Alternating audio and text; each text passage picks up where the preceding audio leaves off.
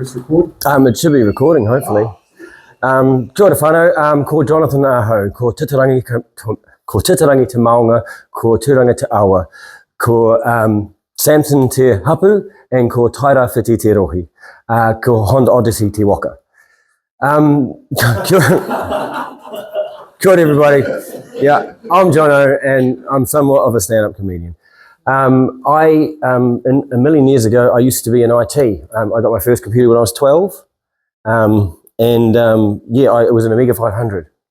And I was a Lego kid. I got Lego as a kid. I think my first set was ever when I was 4. And my dad and I used to like building stuff. He was a train driver. I decided that, like, when I was a young fella, I always liked acting, performing, and being an idiot and being a clown. But that, for some reason, in the back of my head, someone told me that that wasn't a real career option, and that wasn't a belief that I should have. I don't know if you've ever seen those, the thing on YouTube where they get an ant, and then they draw a circle around the ant with a pen, and then the ant doesn't leave the circle. And it's like that's almost like a belief that's been constructed around you already, that's set in there. And my belief, the limiting belief, was that I couldn't make money doing something creative. So I decided to do what I was told and become an IT nerd, because, you know, there was money in IT. There's some of my early stuff from just pictures in the background, really. So I ended up going down to Wellington. My dad, he got diagnosed with kidney cancer around the age of 40 something, and he died about 2 months after he dropped me down to Wellington. He really wanted me to go to Wellington because his family was there. We always loved going down there, and he thought there was opportunities down there for me. And so I ended up working for Key Computers down there, doing retail sales, and then ended up in the tech department. I was 21 years old, and I ended up managing the tech department of like 5 guys, because there was very little leadership there, and I thought I could do it. And then from there, I ended up, I met a guy from OA Systems who was doing crystal reports and database stuff. And they're like, "Can you do this?" I'm like, And much like most of my life, I just fell into it and ended up creating data warehouses in SQL, pulling data out of AS400s and manipulating it so it was actually useful so that people could use it properly. So I spent a lot of years doing that, ended up working for Computerland down there. And I think one of the calls for fame at Computerland is I was one of the top 5 internet users in the country, 600 people. Just like, thank you. You know, take your little wins when you can. And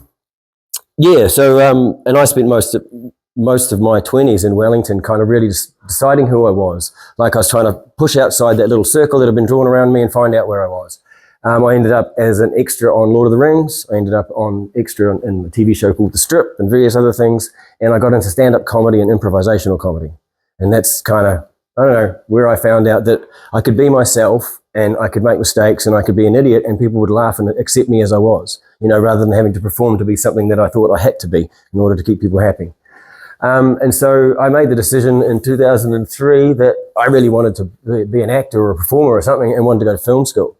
So I ditched the IT career and I, for the first time, I went back to it and ended up in Auckland going to film school. Went to South Seas Film and Television School. And the thing I loved about that was that you got in these groups of people that you didn't know and you got thrown in the deep end, and they'd give you creativity in a box. You know, okay, here's the brief.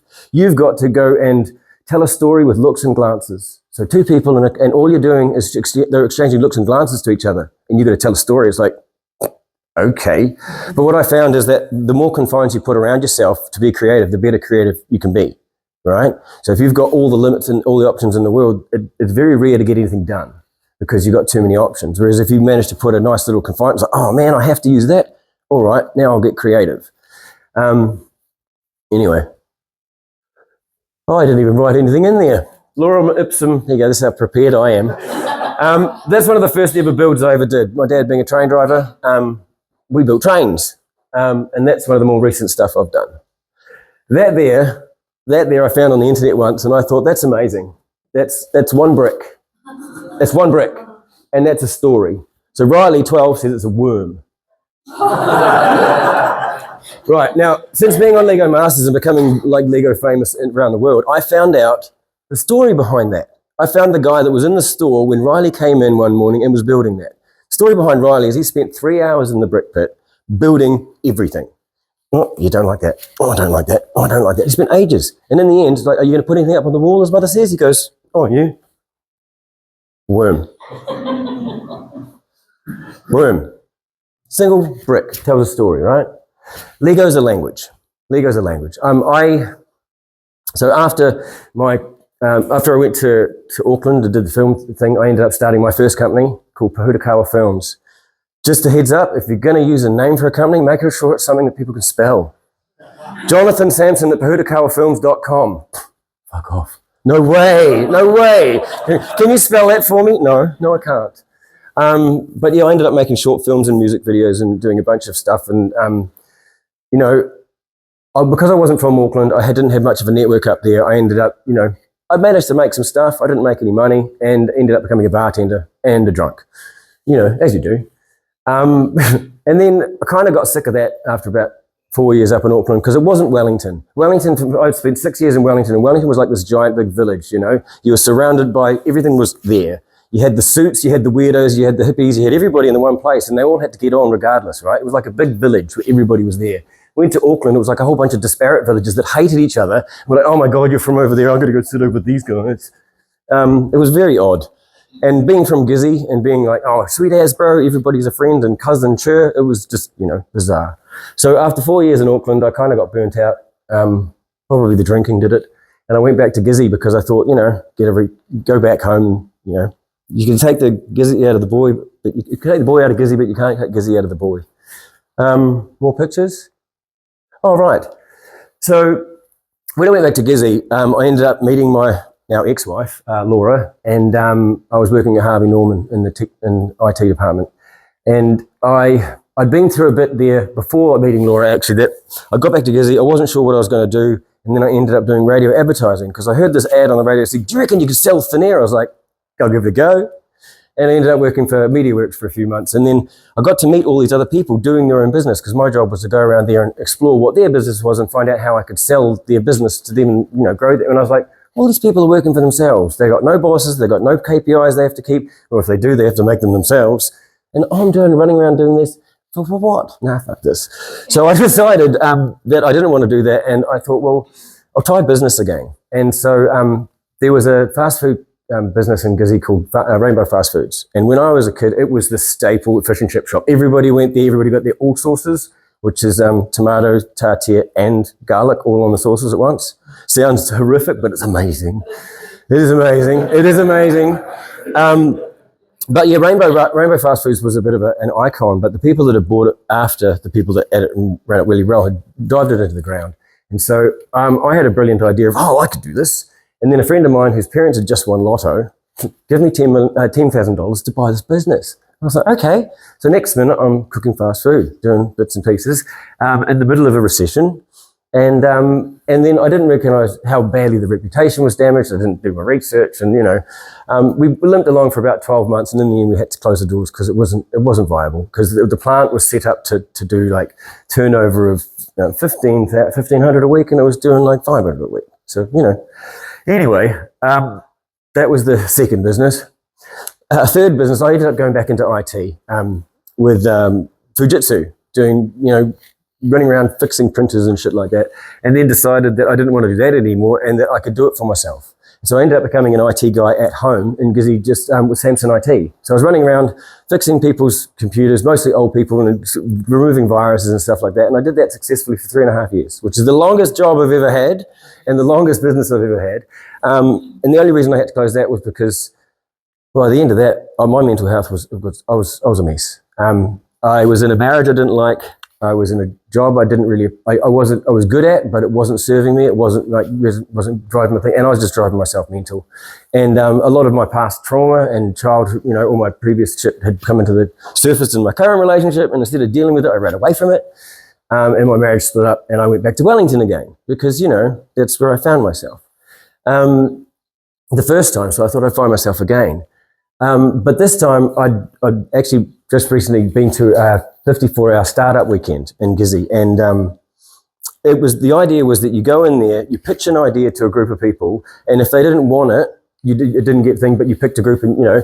So I pitched my idea, and my idea was I wanted to get a bus full of Lego and I wanted to drive around the country playing Lego with people. And I didn't get anybody to support me because I didn't pitch it very well. I didn't know what I was talking about, and, you know.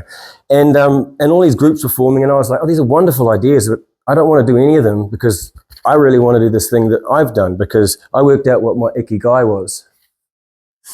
I was at the lowest point in my life in the world, and I didn't know what the hell to do with myself, and I was just struggling for breath, for air, for a sense of self. I didn't know what the fuck to do. And then I came across this concept. There's a place in Japan where people live the longest lives. And they don't really understand why. So they sent some Westerners over there to discover it, and they couldn't explain what was why, because this is just something that they live with in their lives intrinsically as valued, right? And so it's like your ikigai is where all these things intersect. What you love, what the world needs, what you can be paid for, that's a bonus, and what you're good at, right? So passion, mission, vocation, profession. In the middle, that's you. That's your purpose, your raison d'etre, your reason for being. I did mine, and I was like, okay, well, clearly I'm an IT guy, but I don't like it. What was I supposed to be doing with my life? And I looked back over my life and went, well, I went to film school, I like that. I did stand-up comedy, I like that. I fucking love playing with Lego. Yeah, okay, well, what if I just do those things then? And then I read this meme online that said, decide the life you want and then say no to everything that isn't it. And so I did. So when I went to Wellington, I thought I went to this biz dojo, and actually when Spotify first arrived in New Zealand, I ran this little course for them called Grab Life by the Bricks, and they just came in and played Lego, like child-led learning like they did at daycare. It's like, what are the rules? Fucking no rules, just go and play Lego. Go on, play. You can play Lego, surely. There's instructions, there's a creationary game over there, and it went off. But what I'd also done is I'd done a measurement. I had a psychology friend of mine do I wanted to verify my results. I knew what Lego had done for me mentally. I knew how it had got me out of some dark places, and I wanted to prove it. So I got a survey and said, list of smiley faces from unhappy smiley face to happy smiley face. Where do you find yourself now? Are there any problems currently going on at the moment that you'd like to solve that you can't? And then I did an exit survey. On all the metrics, everything raised. And all that did was play down Lego for half an hour. Right. So I'll go back to this. Where am I at in the story? Right. Ikigai. So when I was in Wellington, I spent 2 years doing buses. My kids were in Gisborne. The original plan was that I was going to move down Wellington, get set up, and then my wife was going to come down with the kids. After a couple of months, I ended up getting a place by myself, and she decided she didn't want to be in a relationship with me anymore. So I promised to my kids that I would be there for their birthdays and Christmas regardless, and I ended up coming back to Gizzy. I got a motorcycle, midlife crisis, 6 weeks to 8 weeks, back and forth just to see them, because that's what you do. So here I was driving buses, going from a 12-ton, 2-story bloody bus with electrics and 200 people on board to a motorcycle with just me on board. So going from that much clearance to that much clearance on the road. They say about driving buses is that act like everything's on the road is a hazard, including yourself. And they say about driving motorcycles, act like everything on the road's trying to kill you, including yourself.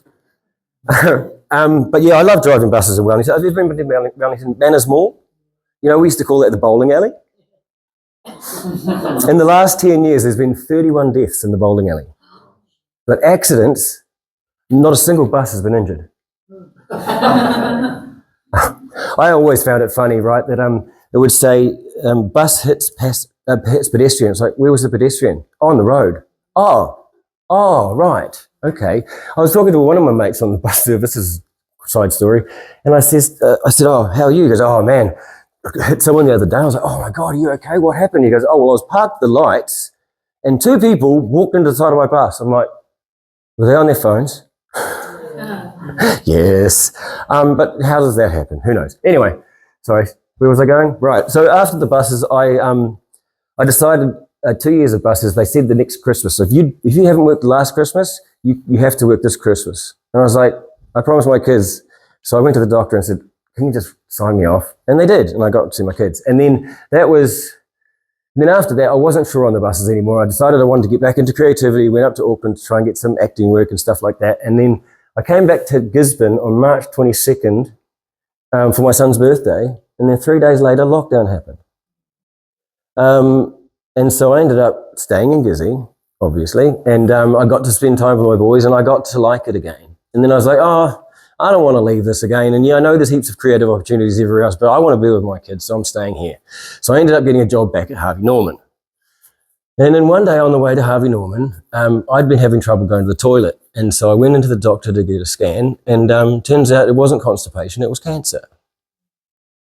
So I'd already been through some mental health dramas at that stage, and like years before, and done the Ikigai, and decided that I had a choice. Life's too short for what if, what next, right? So here I was, I'd got ready to school, I got ready to go to work, I had my laptop and stuff in me, and they said, oh, your spleen is like huge, we're going to have to chop it out. I'm like, don't I need that for something? I don't know. And what was happening is because like the dead cancer cells were all stored in there, and they was pushing on everything, and so it was not good for me, right? And so I ended up in the ward for 2 weeks with them threatening to cut my spleen out. They took a bone marrow sample out of my hip, which was unpainful. They didn't give me enough meds, and I felt it. It was not nice. They gave me 2 units of blood and an iron infusion because I was so grossly anemic.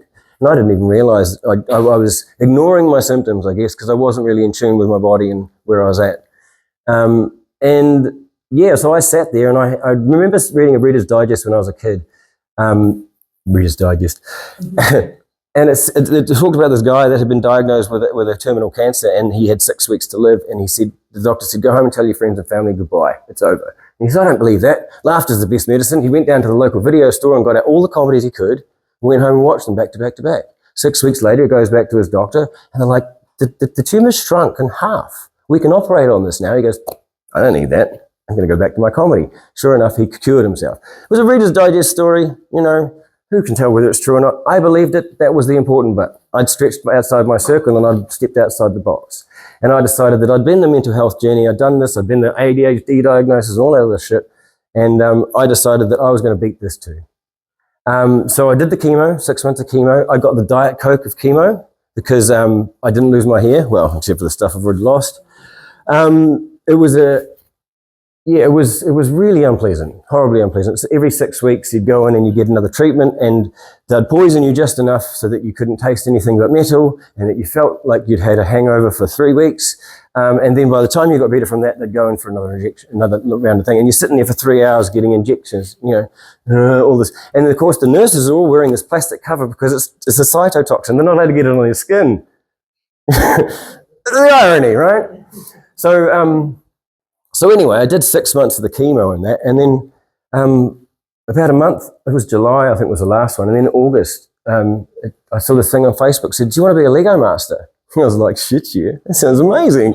So I called up my mate Dan because, well, Dan's got a big mouth and he's been through some shit too, and he's very honest, and he's brutally so, and I have a tendency to bullshit myself, as we all do, and I like having brutally honest people around me because it makes me stay honest. So he's an amazing dude. He just got diagnosed with ADHD the other day because of what we did on the show. Yeah. We ended up, first we did a video audition, and then I ended up getting flown down to Wellington, and I got off the plane, and there's a guy with my name on a sign. My driver's there. I'm just like, oh, fuck, I've made it. I made it, you know, whoa. And so anyway, I go to the audition, and then we had to build, we met Robin, the brickmaster, and the producer, and we had to do a little hour-long build with our buddy on camera just to see how we looked. And then we passed that hurdle, and then by January the next year, 20th, we were on set. It was so a year before I was going through chemo, and then a year later I was walking through the roller doors, and I'm just like, holy shit, there's cameras. I love being on camera. There's Lego. Oh my God, I love Lego. There's dye. I love being funny. You know, it was just like everything I always wanted all in one place at the same time. It was a dream come true. It was truly amazing. And we got to build shit like that. But one of the things that came up in the show is, Dan suffers from PTS because he was a medic in the services, and he ended up, he had attempted his life a few years ago, much similar to, I didn't actually take an attempt, but I was fairly close. I didn't want to be here anymore, put it that way. And then I realized I didn't want to not be here. I just didn't want to be in the situation I was, and it was up to me to change it, you know? So that one there, Dan left set on episode 3 because he just couldn't, the pressure was a bit much. He put a lot of pressure on himself. It's an incredible environment. By this stage, we'd been away from home for 2 or 3 weeks. And ever since his incident, he'd had his emotional support animal Smudge, like every therapist. And so that was his, you know, a lot of us co-regulate with animals. That was his co-regulation, and we were in this completely foreign environment, you know, neurodiverse person, anybody out of their environment, it's like, you know, but he couldn't take it, and in the end, he just walked off set, and the floor manager comes up and he goes, "You can keep building if you like, or you can go after him, but bear in mind, if you go after him, the timer's not going to stop." I was like, "Where's he gone? You know, what do you mean, give me an option?" So I ended up going to the green room, and on mic, I told him I didn't give a shit about the show. I said, as far as I was concerned, it was just mindless media for the masses, and it was just something else. It's attention, who cares? I said, all I wanted to do was, I said, I was in a relationship with my kids at home, and they saw the worst of me, because I was in a situation I didn't like, and I was being a person I didn't like, and I didn't like myself then. I wanted to come on, show them that I could do something that I loved, and I could do it well, and I could build some cool shit, and I've done that. It's episode 3. We can go home today. I've done that. I don't care. Can you build anything? Any of the ideas I said, can you see any of them? He's like, "Oh, the luggage monster." I said, "Well, go out there and put a brick down. Just keep putting bricks down until the end of the day and we'll sort it out." And that's what we did. And that's what came out of it. And so, I don't know. I read something the other day that the opposite of depression is expression. And I would 100% agree. Because I think the times in my life that I was depressed, because I wasn't being myself.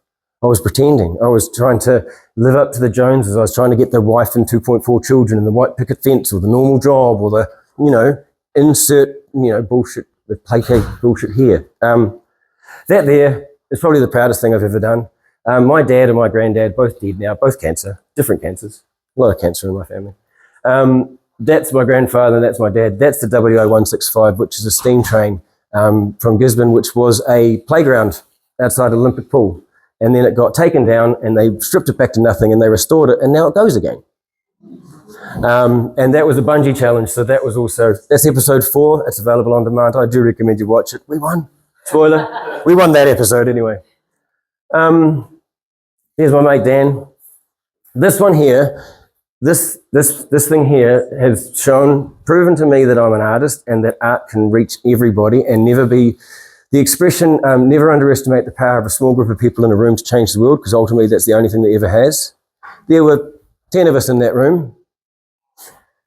Dan was feeling that morning. The challenge was to build something that wouldn't look out of a place in a museum, that could be, would elicit an emotion from across the room out of one color. Creativity in a box, right? There's the limit.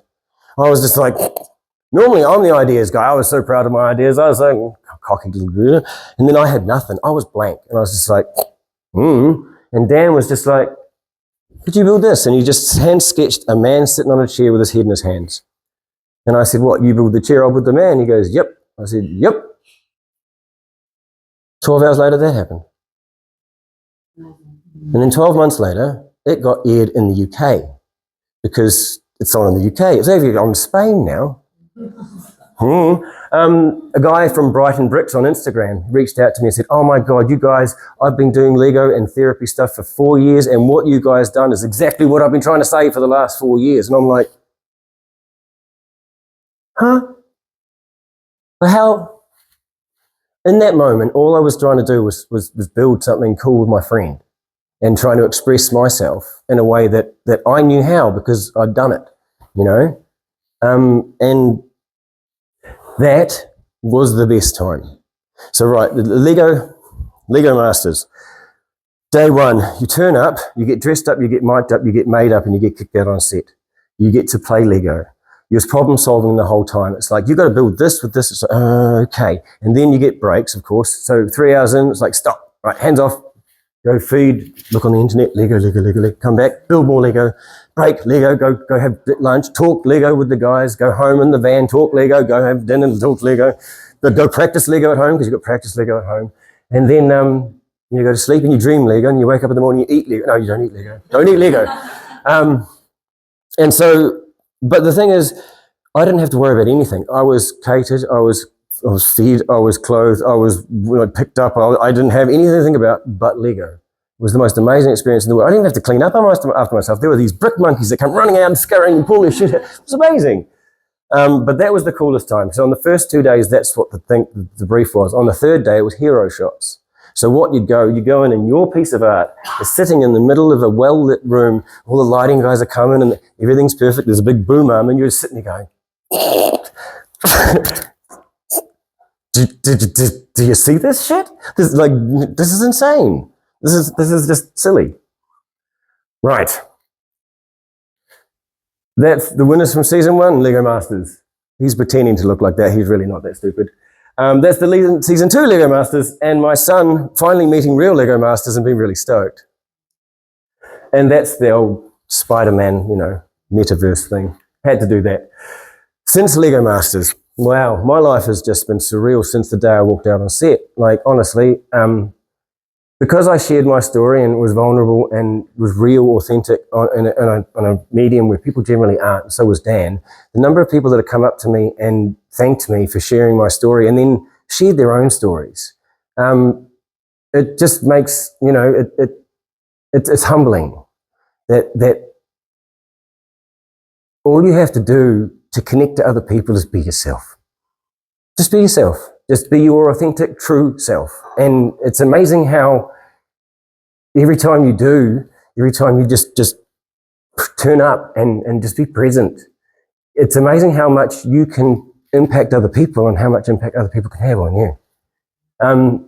I was at a brick show and I walked up to Make-A-Wish and I met this woman there and I said, "Does anybody ever ask for Lego Make-A-Wish?" And she goes, "Oh, I don't know." I said, "Can you put my name down? I'd love to do that. It'd be amazing."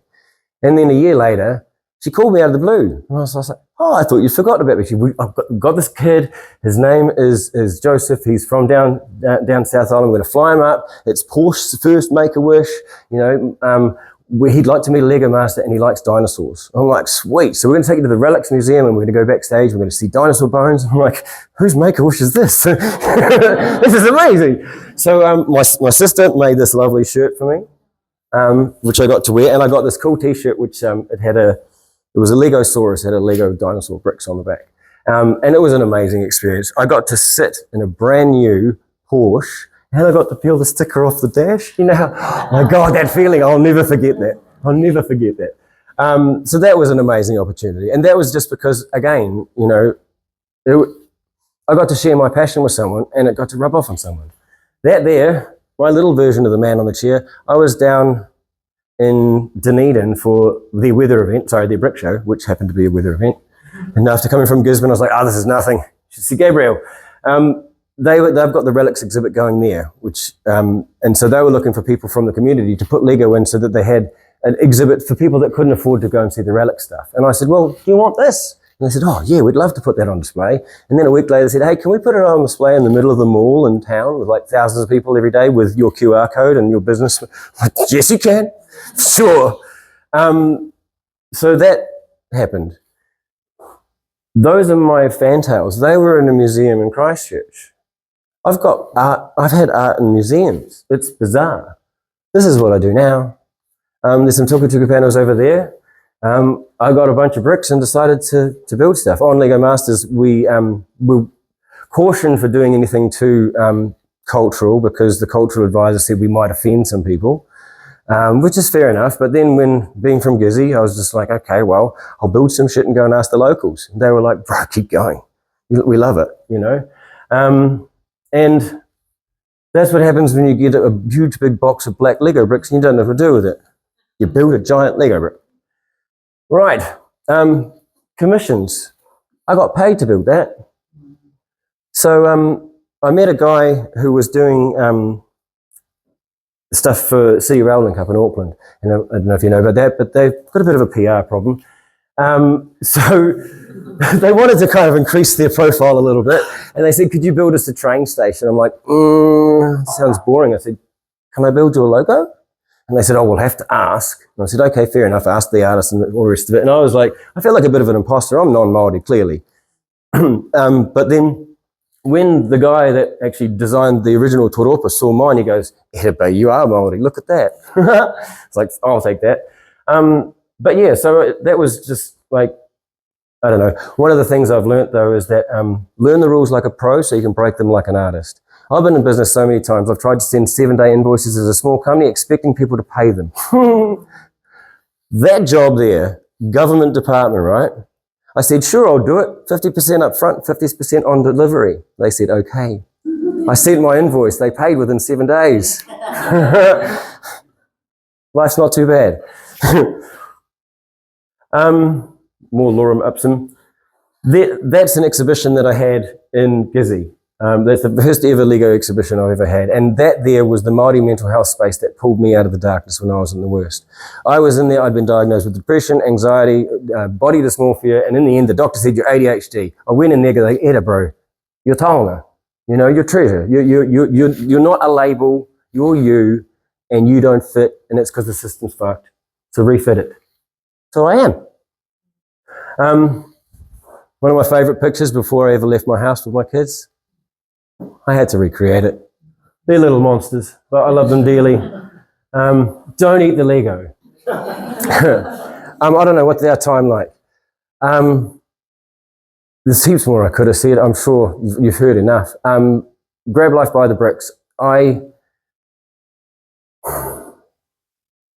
decided that I wanted to make money with Lego, and I wanted to do whatever I could. I do Lego workshops. I run Lego workshops. I do Lego art.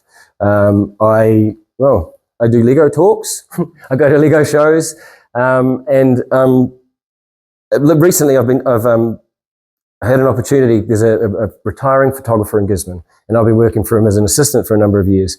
And he's handing over his school photography business to me, because he sees what I can do with the kids and how I can get smiles and stuff. And being a Lego master makes it heaps easier. He looks at me and sees a younger him. And here I am. I've broken that belief that says I can't make money doing something creative. I don't have to go back to IT ever again. No offense. I love IT. I'll be a tech nerd for as long as I'm alive. But there's no way I'll ever do it for a living again. Because it didn't serve me. It didn't serve my highest good. And here I am just being a silly idiot that plays with Lego, and I'm serving my highest good, and I'm influencing other people around the world in ways that I don't even understand. I really don't. It's mind-blowing. You know, I'm just a kid playing with toys. Just a grown-up kid playing with toys. Thank you so much for this opportunity. This is ridiculous. Such a blessing. Thank you.